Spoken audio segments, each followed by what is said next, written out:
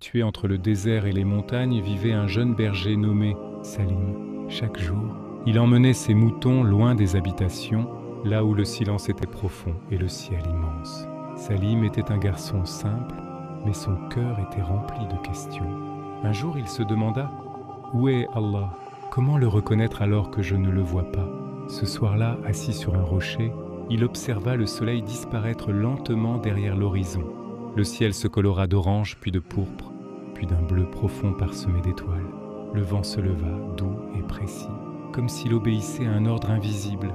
À cet instant, Salim se souvint d'un verset qu'il avait appris à la mosquée. Il est le premier et le dernier. Le manifester, Az-Zahir, et le cacher, Al-Batin. Surat Al-Hadid 57:3. Son cœur se mit à battre plus fort. Il regarda ses moutons, chacun reconnaissait sa mère. Il regarda la montagne, ferme, immobile, protectrice. Il regarda le ciel, parfaitement ordonné, sans chaos. Alors Salim comprit. Allah n'avait pas besoin d'être vu pour être évident.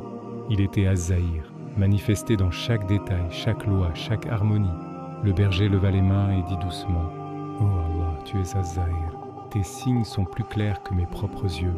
Pardonne-moi d'avoir cherché ta présence ailleurs que dans ta création. »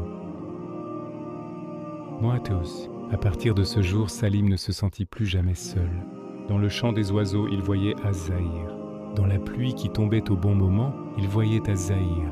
Dans la paix qui remplissait son cœur pendant la prière, il voyait Az-Zahir. Et il comprit une grande vérité. Allah est caché aux yeux, mais évident pour les cœurs éveillés. Et morale de l'histoire, Az-Zahir signifie qu'Allah est clairement reconnaissable par ses signes. Plus on médite la création, plus la foi devient solide. Celui qui observe avec sincérité finit toujours par reconnaître Allah